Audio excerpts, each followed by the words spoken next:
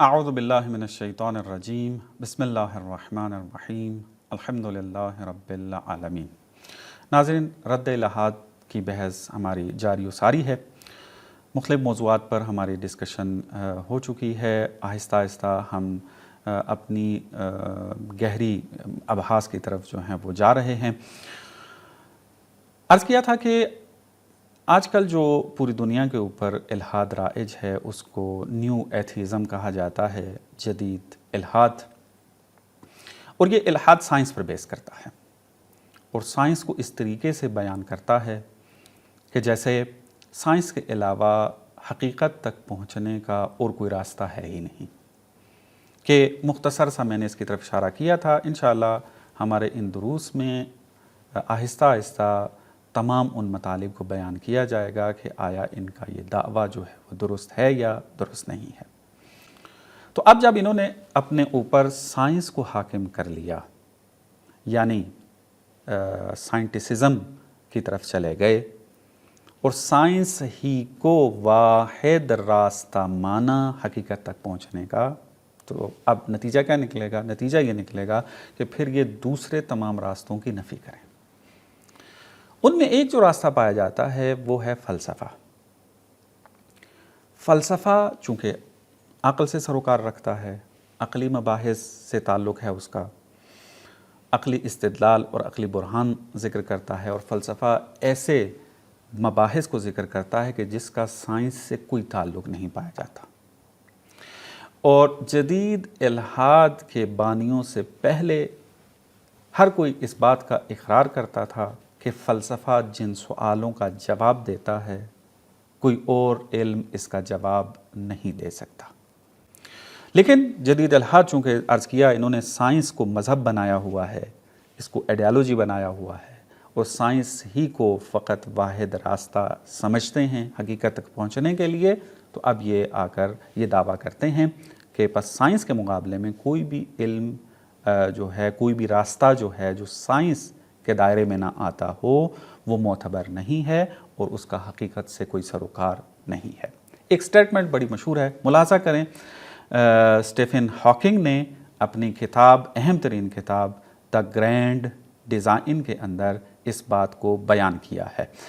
Stephen Hawking جو ہے وہ یہاں یہ بیان کر رہا ہے کہ یہ جو ہمارے مختلف سوال پائے جاتے تھے کہ دنیا کیسے وجود میں آئی ہے، دنیا کا خالق کون ہے، مرنے کے بعد زندگی ہے یا نہیں، ہماری زندگی کا پرپز، ہدف کیا ہے، یہ جو سوال پائے جاتے ہیں، پہلے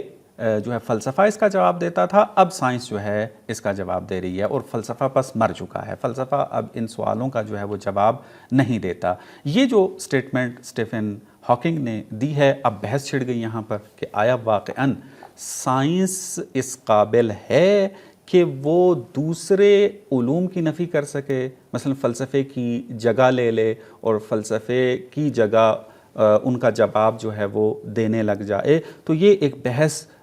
پوری علمی دنیا کے اندر جو ہے وہ چھڑ جاتی ہے، اور بہت سارے سائنسدان جو ہیں وہ اسٹیفن ہاکنگ کی اس سٹیٹمنٹ کے طرفدار بن جاتے ہیں اور اس کو ماننے لگ جاتے ہیں۔ لیکن جب ہم ماہرین کی طرف رجوع کرتے ہیں، یہ بات میرے جوان بار بار اس بات کی طرف توجہ رکھیں کہ ہم نے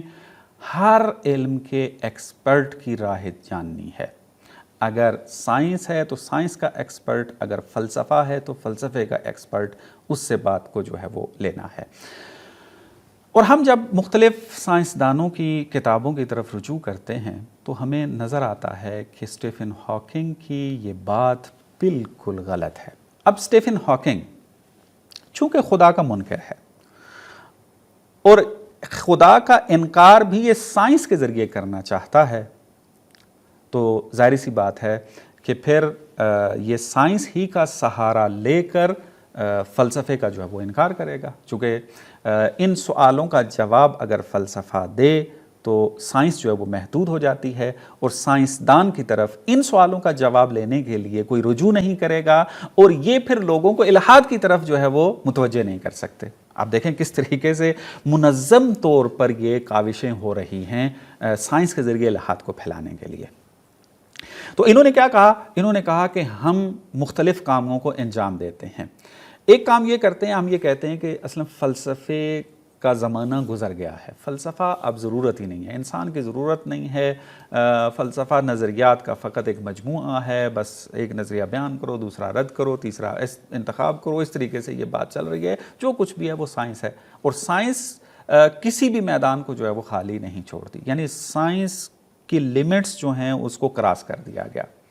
لیکن جب ہم ماہرین کی طرف رجوع کرتے ہیں تو ہمیں نظر آتا ہے کہ نہیں، وہ اقرار کرتے ہوئے نظر آتے ہیں کہ سائنس لمٹ رکھتی ہے، کہ اس کے اوپر بحث کریں گے کہ سائنس اور فلسفے میں کیا رابطہ ہے اور آیا سائنس فلسفے کی جگہ لے سکتی ہے یا نہیں۔ لیکن آج میں فقط آپ کے لیے ایک دو حوالے پیش کرنا چاہتا ہوں کہ جو خود سائنسدانوں کی طرف سے ہیں کہ آیا واقعاً سائنس فلسفے کی جگہ لے سکتی ہے یا نہیں لے سکتی۔ ملاحظہ کریں آپ اس کتاب کو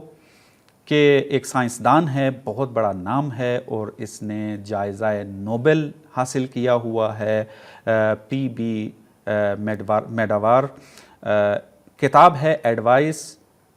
ٹو اے ینگ سائنٹسٹ۔ اس کے اندر یہ کیا کہہ رہا ہے ذرا ملاحظہ کریں،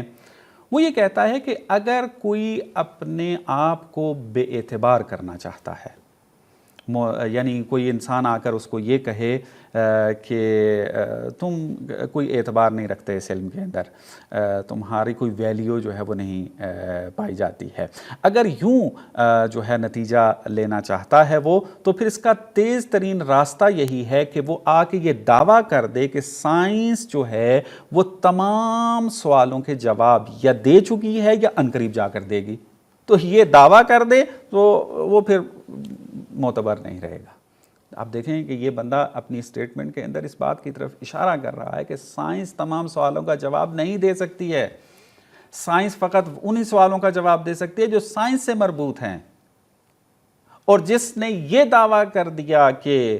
سائنس جو ہے وہ ہر قسم کا یا سوالوں کا جواب دے سکتی ہے یا دے گی عن قریب یا دے چکی ہے، یہ کوئی دعویٰ کر دے تو پھر جو ہے وہ اس کا کوئی اعتبار نہیں ہے،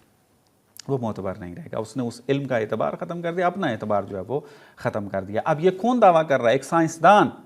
اور یہ سائنسدان عام سائنسدان نہیں ہے بلکہ نوبل پرائز لیا ہوا سائنسدان ہے، کہ بہت بڑا نام ہوتا ہے کہ جس نے نوبل پرائز جو ہے وہ جیتا ہوا اور حاصل کیا ہو، تو وہ سائنس کی اس لمٹ کو جو ہے وہ بیان کر رہا ہے۔ دوسرا حوالہ ملاحظہ کریں آپ، یہ کتاب ہے دا لینگویج آف گاڈ، کہ بہترین کتاب ہے فرانسس کولنز کی طرف سے، اگرچہ اس کتاب کے اوپر میں بعد میں مزید تفصیل سے گفتگو کروں گا، یہ کتاب جو ہے وہ اس بات کے اوپر لکھی گئی ہے کہ سائنس کی دنیا میں اگر انسان چلا جائے تو عالم کو انسان ایسا پاتا ہے کہ وہ اقرار کرے گا کہ خدا نے ہی اس کو بنایا ہے۔ تو اس نے سائنس کا سہارا لے کر اس سے بات کی، اور یہ خود سائنسدان ہے، اگر آپ اس کے نام کو سرچ کریں گے گوگل کے اندر تو آپ کو اس بات کا اندازہ ہو جائے گا۔ تو یہ اپنی اس کتاب کے اندر صفحہ نمبر 6 پر اس بات کو بیان کر رہا ہے کہ سائنس جو ہے وہ فقط کیا کرتی ہے، نیچرل ورلڈ سے تعلق رکھتی ہے اور اسی کو اس نے بیان کرنا ہوتا ہے۔ لیکن یہ جو ہمارے پاس سوال پائے جاتے ہیں کہ why did the universe come into being, what is the meaning of human existence, what happens after we die، یہ جو سوال ہیں اس سوالوں کا جواب سائنس کی قدرت اور اس کی لیمٹس میں نہیں آتا۔ تو آپ دیکھیں یہ بھی سائنسدان ہے، سائنس کے اندر ماہر ہے، اور یہ اقرار کر رہا ہے کہ سائنس جو ہے وہ ان سوالوں کا جواب جو ہے وہ نہیں دے سکتی ہے۔ اس کے علاوہ بھی ایک اور سائنسدان ہے، میں آپ کی خدمت میں عرض کیے دیتا ہوں، اگرچہ اس کی کتاب کا حوالہ جو ہے وہ میں لیپ ٹاپ میں آپ کے لیے نہیں لا پایا، یہ بھی جو ہے وہ نوبل پرائز جو ہے وہ جیتا ہوا ہے، اور یہ بھی اس بات کا اقرار کرتا ہے۔ چارلز ٹاؤنز، آپ اگر اس کا نام بھی سرچ کریں گے تو آپ کے لیے اس کا پوری بایوگرافی جو ہے وہ سامنے آ جائے گی، اور یہ اسی بات کا اقرار کر رہا ہے کہ ہم جو ہے اس قسم کا جو سوال پائے جاتے ہیں ان سوالوں کا جواب جو نہیں دے سکتے، اور اس کے لیے ہمیں مذہبی تبیین یا میٹا فزکس سے مربوط تبیین کی طرف جو ہے وہ جانا ہوگا۔ تو آپ 2 نوبل پرائز یافتہ سائنسدان اور ایک جو ہے جس نے نوبل پرائز تو نہیں لیا لیکن ماہر سائنسدان ہے اور اس نے ثابت کیا ہوا ہے کہ میں ماہر سائنسدان ہوں، اس کی بایوگرافی جا کر دیکھیں تو معلوم ہو جائے گا کہ سائنس کی اپنی لیمٹس ہیں۔ اچھا، یہ بھی پھر ذہن کے اندر رکھیں کہ سائنس کا اپنی لیمٹ رکھنا یہ سائنس کا نقص نہیں ہے، بلکہ اس علم کی جو ہے وہ حدود بیان کی جا رہی ہوتی ہیں کہ اس علم نے فقط یہیں تک بات کرنی ہوتی ہے۔ نقص تب شمار ہوتا ہے، برائی عیب تب شمار ہوتا ہے ایک علم کے لیے کہ اس کا دائرہ کار بنتا ہے لیکن وہ جواب نہیں دے رہا۔ لیکن اگر اس کا دائرہ کار بنتا ہی نہیں ہے، مثلا سائنس کا دائرہ جو ہے وہ میٹر اور انرجی کے ساتھ ہے، اس مادی دنیا کے ساتھ ہے، میٹا فزکس سے ارتباط ہی نہیں ہے اس کا، تو اب سائنس اگر وہاں کا جواب نہیں دے پا رہی تو اس میں سائنس کا نقص نہیں ہے، بلکہ ان لوگوں کے لیے برائی اور عیب ہے کہ جو سائنس کو میٹا فزکس کی طرف لے کر جا کے اور میٹا فزکس کے سوالوں کا جواب دے رہے ہوں، فلسفے کا جواب دے رہے ہوں، تو یہ ان کے لیے عیب شمار ہوتا ہے۔ تو آپ یہ دیکھیں، اسٹیفن ہاکنگ خود آپ یوں کہہ لیں سائنس کی دنیا کا بے تاج بادشاہ تھا، ہر کوئی اس کا احترام کرتا ہے اور ہم بھی اس کا احترام کرتے ہیں اپنی دنیا کے اندر، لیکن آپ دیکھیں کہ کس طریقے سے یہ اپنی ایک نظریے کو، ایک آئیڈیالوجی کو جو اس نے بنائی ہوئی ہے، الہادی نظریہ جو بنایا ہوا ہے، اس کو ثابت کرنے کے لیے سائنس کا سہارا لے رہا ہے، اور سائنس لمٹ رکھتی ہے۔ اور کیا آپ کو یہ احتمال ہے کہ اسٹیفن ہاکنگ کو نہیں پتا ہوگا ان باتوں کا کہ جو ابھی آپ کی خدمت میں جو عرض کیا ہے کہ سائنس لمٹ رکھتی ہے اور ان سوالوں کا جواب نہیں دے سکتی؟ معلوم تھا، لیکن چونکہ وہ ملحد ہے اور چاہتا ہے سائنس کے ذریعے الہاد کو پھیلائے، تو اپنے مخاطب کو اپنے اس نام سے استفادہ کرتے ہوئے کہ اتنا بڑا نام ہے، دنیا مجھے قبول کرتی ہے، میں اگر یہ سٹیٹمنٹ دوں گا تو لوگ جو ہیں اس علم کی طرف نہیں جائیں گے، دین کو چھوڑ دیں گے، آئیڈیالوجیز کے اپنا میٹا فزکس کی طرف جو ہے وہ نہیں جائیں گے، تو لہٰذا اس نے کہا کہ سائنس جو ہے وہ اب اس قابل ہو گئی ہے کہ وہ میٹا فزکس سے مربوط بھی سوالوں کے جواب جو ہے وہ دے سکتی ہے۔ کیسے ہو سکتا ہے؟ سائنس کے جو میٹر سے تعلق رکھتی ہے وہ میٹا فزکس کے سوالوں کا جواب کیسے دے سکتی ہے؟ فلسفے کا سوالوں کے جواب کیسے دے سکتی ہے؟ سائنس کیسے ایک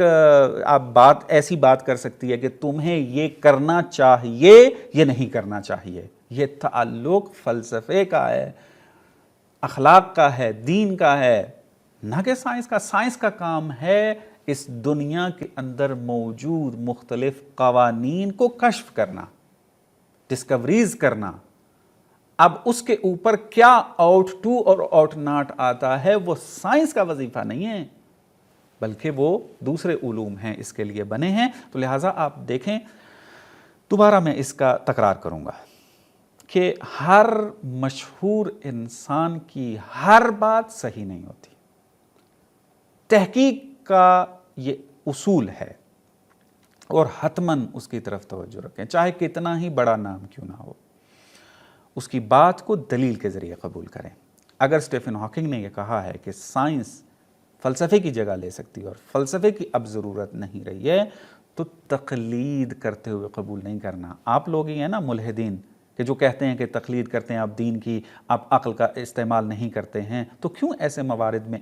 آپ اپنے بڑوں کے جو ہے وہ تقلید کرنا شروع ہو جاتے ہیں؟ اسٹیفن ہاکنگ اگر کہہ دے کہ فلسفے کی ضرورت نہیں ہے، بس آپ نے بھی اب شعار دینا ہے اور ہر طریقے سے، ہر حربے سے استفادہ کرنا ہے اور ثابت کرنا ہے کہ فلسفے کی جو ہے وہ ضرورت نہیں ہے، بس دین کی ضرورت نہیں ہے، اور سائنسی کے ذریعے آپ تمام اپنی مشکلات کو جو ہے وہ حل کریں۔ آپ تقلید ہم سے زیادہ کرتے ہیں، آپ سائنس کے اندر ہم سے زیادہ اندھے ہو چکے ہیں، آپ کی پاؤں کی بیڑیاں بن چکی ہیں یہ سائنس کے نظریات، کیونکہ آپ ان نظریات کے ذریعے خدا کا انکار کر رہے ہیں۔ اگر یہ نظریات رد ہونا شروع ہو جائیں تو آپ نے جو پروپیگنڈا کیا تھا دین کے خلاف وہ ٹوٹتا ہوا نظر آئے گا، اور پھر آپ کی شخصیت جو علمی تھی وہ بے اعتبار ہوتی نظر آئے گی۔ تو لہٰذا آپ اپنی پوری جان مار رہے ہیں کہ کسی نہ کسی طریقے سے ان نظریات کا جو دفاع کرے، اور سائنس بالآخر سائنس کی زبان تو نہیں ہے، سائنس شعور تو نہیں رکھتی کہ وہ آ کے انسانوں کو بتائے آ کے یہ مجھ سے غلط استفادہ کر رہے ہیں، میرا میدان یہ نہیں ہے، وہ تو نہیں کہہ سکتی آ کے،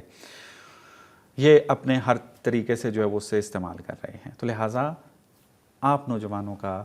وظیفہ یہ بنتا ہے جو یونیورسٹیز کے اندر پڑھ رہے ہیں، جو سائنس کے اسٹوڈنٹ ہیں، فلسفی آف سائنس کو پڑھیں، دقت کریں، ماہرین کی رائے کو دیکھیں، ریسرچ کریں اور دیکھیں کہ یہ جو دعوے کیے جا رہے ہیں سائنس کے ذریعے، فلسفے کا انکار، سائنس کے ذریعے دین کا انکار، سائنس کے ذریعے خدا کا انکار، کہ آیا یہ سائنس کا وظیفہ بنتا بھی ہے یا نہیں بنتا۔ حوالوں کے ذریعے آپ کی خدمت میں بیان کیا ہے کہ یہ نہیں ہو سکتا، اور ابھی پھر تحلیل کے ذریعے آپ کی خدمت میں آہستہ آہستہ انشاءاللہ جو ہے وہ بیان ہوتا رہے گا۔ وصلی اللہ علی محمد و آل محمد۔